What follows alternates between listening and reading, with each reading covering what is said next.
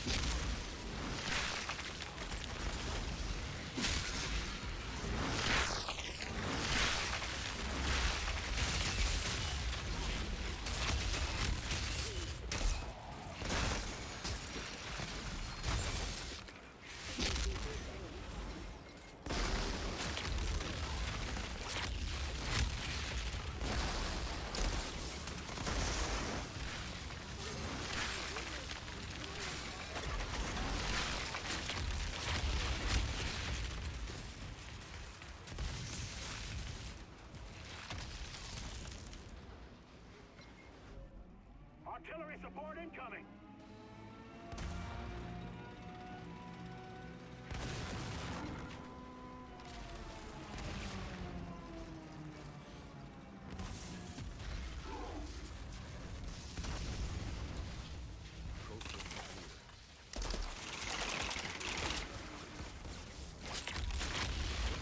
That's one of our pods. It's landed on the insurgents.